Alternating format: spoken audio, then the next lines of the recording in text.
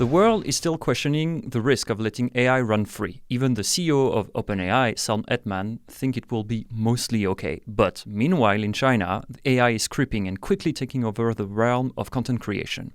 Last week, the leading Chinese marketing agency, Blue Focus, decided that it will fully and indefinitely end the outsourcing of creating design, copywriting, planning, and programming, as well as short-term and freelancing contracts. But here at the World of Chinese magazine, we haven't gone quite to those extremes, though some of us are already shivering in our pants. So if you've been following the World of Chinese magazine updates on its website and social media, you probably didn't notice that some of the graphic design, as well as our headlines, actually have used tools like Bing Chat, ChatGPT, and DALL-E. Don't worry, our human writers, editors, and illustrators are still making 99% of the content that you see, but we're finding that AI is actually a really powerful tool for catching basic error and generating a lot of ideas all at once. On this new show here, the World of Chinese magazine team is going to be talking about how we are trying to control AI and in our newsroom. And also we're going to talk about the ethical implication of using AI to generate content in China. I'm your host, Aladin Faré, and with us today in the studio are, next to me, Dragos Cassio. Dragos Cassio. Wow, been working all these years and still don't know. Yeah, but this is what happened when you just talk to people on WeChat, Yeah, that's true. So who are you? So my name is Dragos. I'm the marketing director at the World of Chinese, and I take care of most of digital marketing and everything that is going on to get people to read our magazine, also social media platforms. And yes, we have been using AI to get inspirations. Next to me in the studio, Hattie Liu. Hello.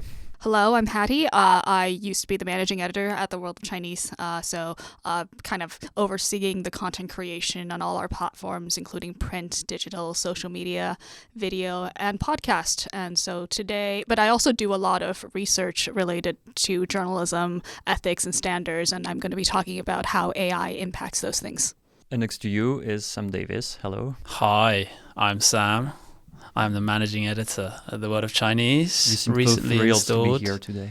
I am kind of thrilled, but I'm also, a little bit jaded because ChatGPT has become a very big topic in our office. And as a bit of a purist, perhaps, I'm not totally sold on whether it's a good idea.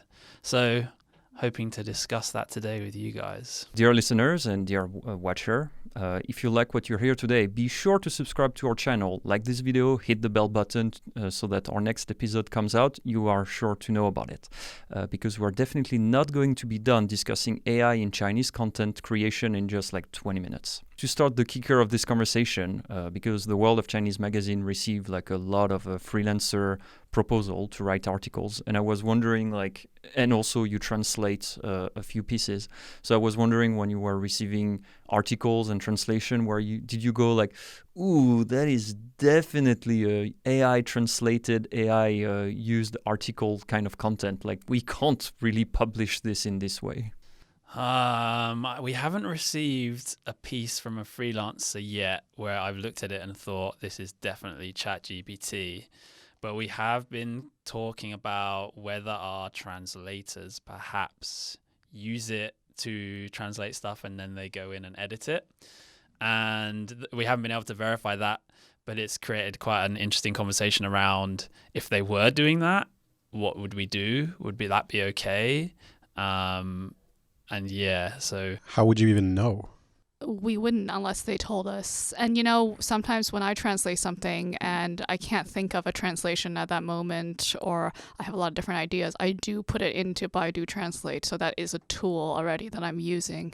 So what really is the difference, or where are you drawing the lines? Is it just the entire article is being machine translated that's not good? But how is that any different from using machine translation previously? But before AI, before ChatGPT. So I'd be actually curious to see how the articles would be translated, machine translated in the first place, because there's a lot of nuance to Chinese in general. We did an article actually a long time ago where we tried to get Google, Baidu, and Sogo to translate the same Chinese phrase. And we used a lot of slang phrases. So then we found out that Google's really not good at it. Baidu's okay at it, but Sogo is really good at it. Kind of lots of like internet slang, lots of new idioms that are being coined by young people. And I think, it's because its references are Chinese. It's looking at Chinese social media and Chinese texts to learn from. And so yes, when you have AI that's created in the Chinese context that learns in Chinese, it does make a difference. Yeah.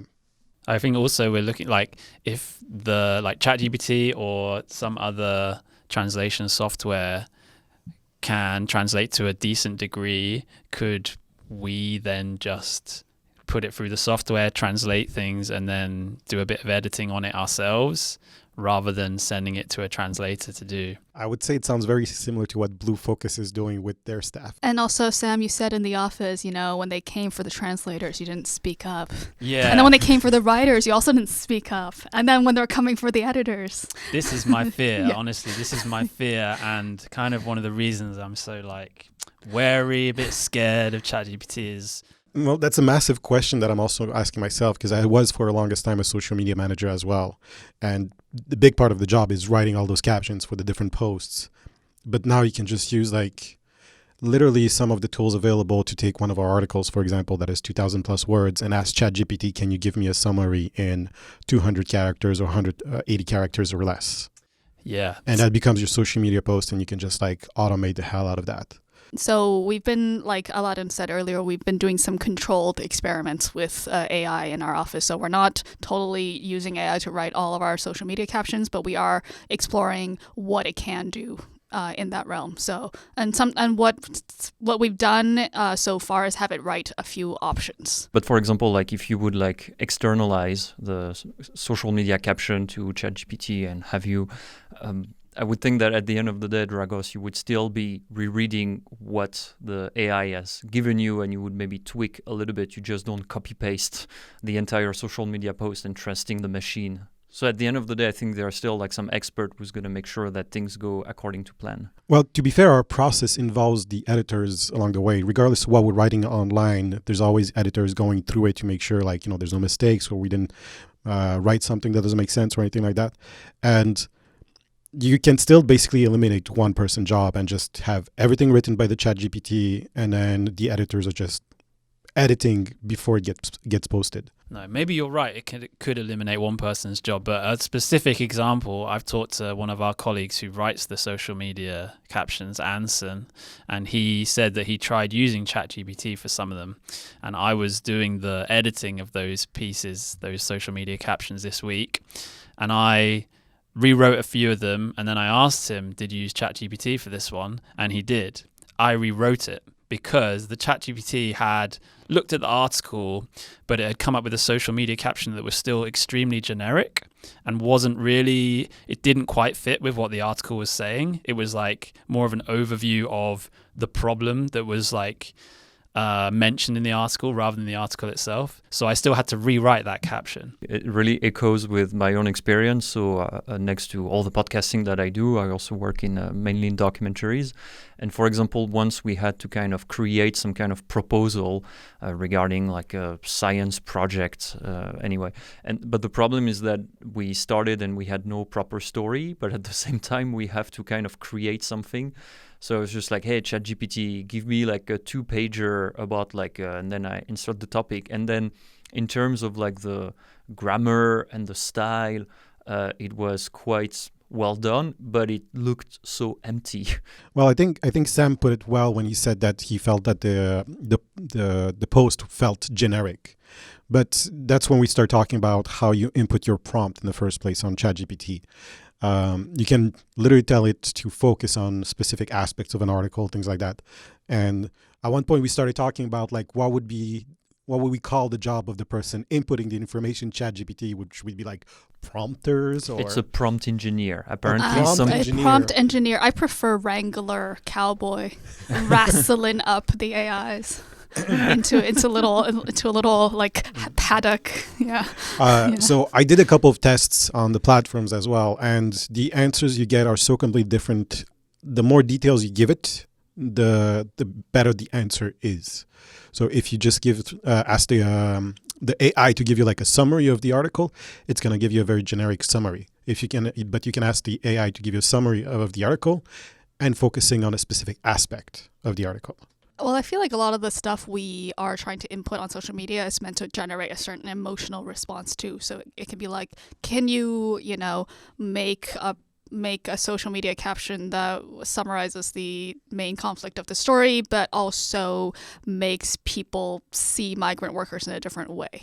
I don't think it's at the point that feeling stuff yet.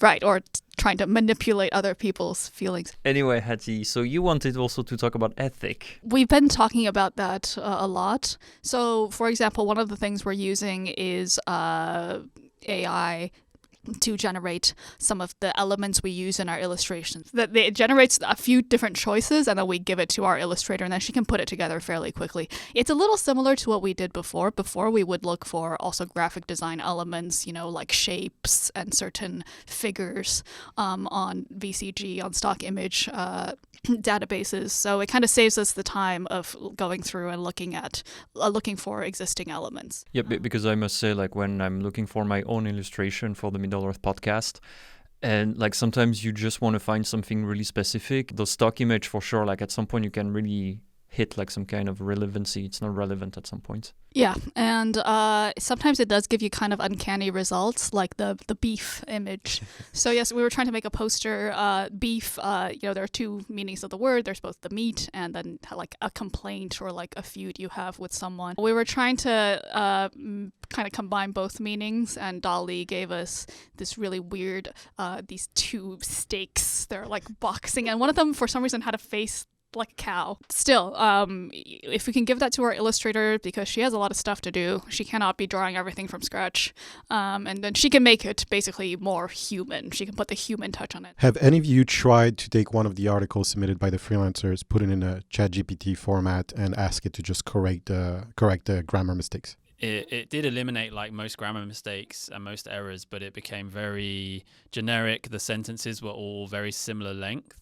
So it read very dull. There was no soul to it. There was no like interesting kind of wording or like flair to the writing. It really kind of, sucked the life out of the writing, whilst still, to be fair, making it more grammatically correct. Yeah, well, you don't want things to always be textbook grammatically, right? That's kind of one of the elements. One of the weird things about good writing is that there are rules, but then there are also rules that you break to make it better. And yes, like Sam said, a lot of the sentence structures were all the same, we found, and they're all very simple sentence structures. Just kind of like, it's kind of like when you're first learning to write when you're a kid, everything is like subject, verb, and then object, kind of the very basic sentence structures. There's not a lot of... But maybe you guys did not use the right prompt. Maybe that's why.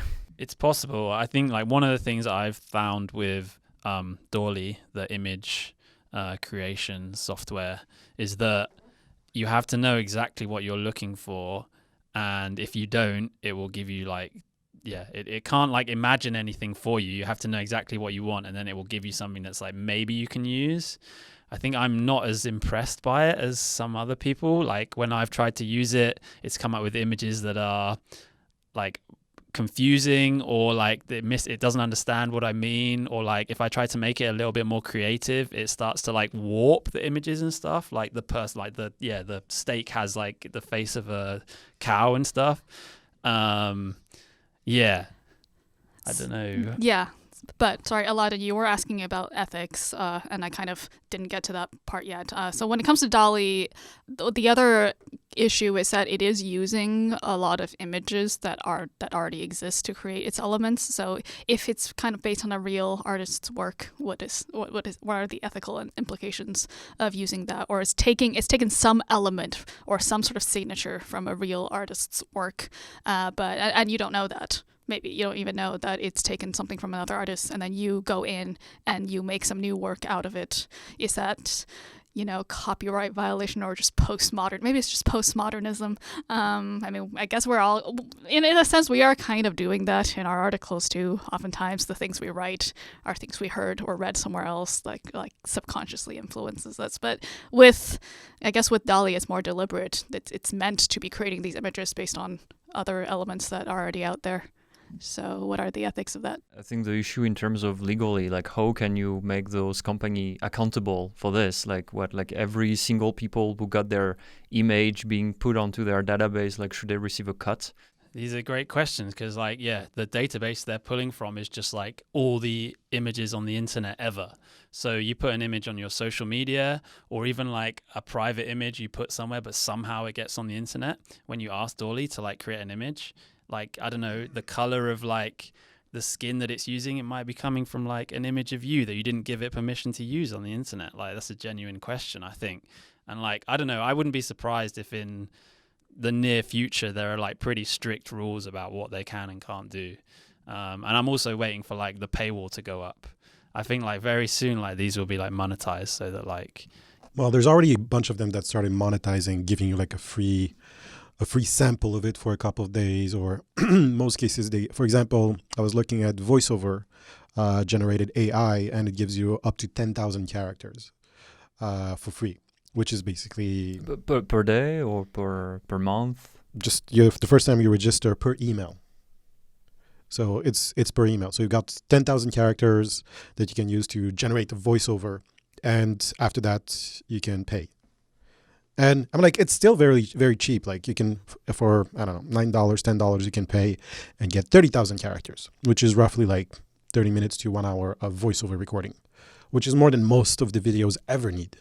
I think at the end of the day, because in documentary, we face exactly the same question. At the end of the day, documentary is all about like finding access to the right person who has an interesting story. And I think at the end of the day, journalism is exactly the same. Like you just need to find the right access to the right person. I personally feel I will never be out of a job because my job is to find those interesting stories before they hit the New York Times or CNN or whatever. So you mean it doesn't matter if ChatGPT then produces the content? Yeah, because ChatGPT will never be able, so far, maybe it will, but ChatGPT will never be able to make a phone call, go to this person's house, interview them. Like if those interesting stories and people are not on the internet, then ChatGPT doesn't know about that. I'm not disagreeing with you, but I feel like this really relates to a larger question of how we value original content, because a lot of stuff that gets viral on the internet and that people maybe click on a lot isn't original. It is actually, somebody already did report it. That's not the first person who found this story who is the one that gets famous. So far we have been talking about AI just in terms of the content it generates and the creativity and the readability. In and of itself. Is it interesting in and of itself and not within the broader social context? And so I do a lot of research related to intertextuality in journalism, and I'm actually going to be starting a PhD on that in a couple of months. So basically, I look at how it's kind of like what AI does, like how journalists make references either subconsciously or consciously to other works within their work. For example, you might talk about China and you reference Black Mirror. So that's intended. That's another text that's outside of your text, but it's intended to have some sort of connotation to your audience. It's a meaning that exists outside of your text, and that's basically how ChatGPT works a lot of the time when it writes our articles. It's pulling sentences, it's pulling turns of phrase, it's pulling symbolism and other things, rhetorical devices from existing text. And so far we've been talking about does that make it sound boring? Does that make it sound not creative? But I actually see a wider implication with it. Is it going to replicate certain kind of like inbuilt biases? So, for example, all of us work in the media field in China. We know that there are certain stock phrases when it comes to describing things in China. We used to joke in the office that if you write National People's Congress, you have to write China's rubber stamp parliament after it. That's always there. So yeah, that's kind of become a stock phrase. Yeah, these sorts of inbuilt narratives, pre-existing narratives that's already in the language. It could also be about gender, like oftentimes women, female politicians, business people people are described in terms of their bodies, adjectives that refer to how they look.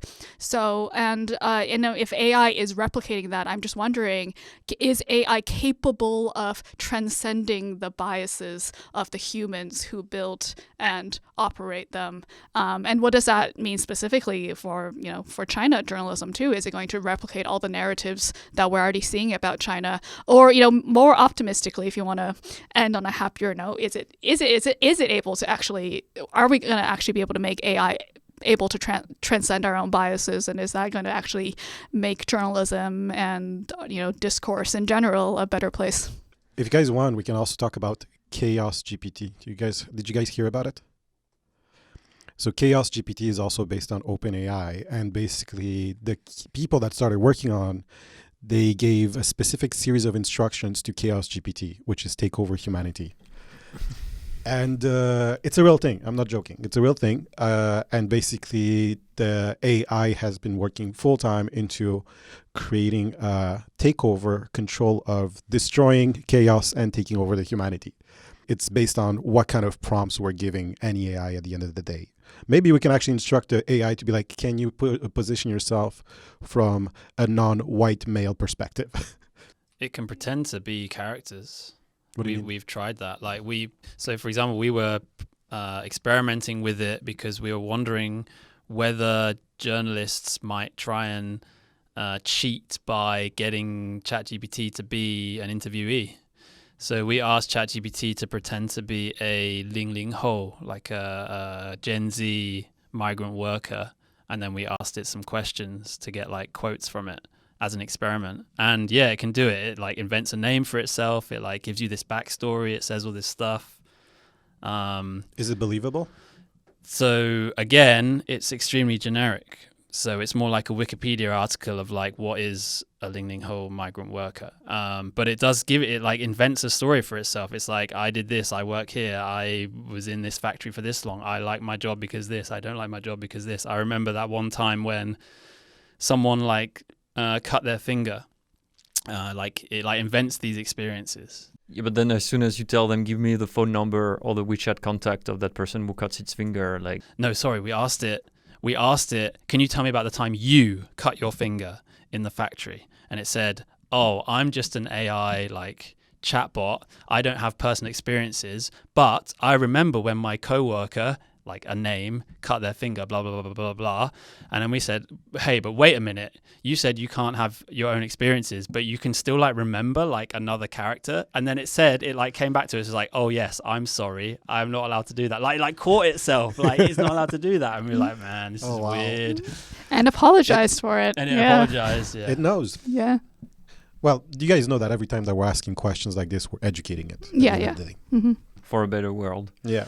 Okay. Or a worse one. Well, that will be all for today. So, dear audience, dear listeners, don't forget to smash that like and subscribe button, especially the little bell if you're on YouTube, so that you will know when our next show is going to come out. Meanwhile in China is brought to you by the World of Chinese magazine, or with the team all around me here today. So if you want a more centered take on China that goes behind the headlines, you can go to theworldofchinese.com and subscribe to gain access to our latest article, podcast, and videos. Today's episode was produced by me, Dragos Caccio, hosted and edited by me, Aladin Faré, and distributed by the World of Chinese Podcast Network. See you next time.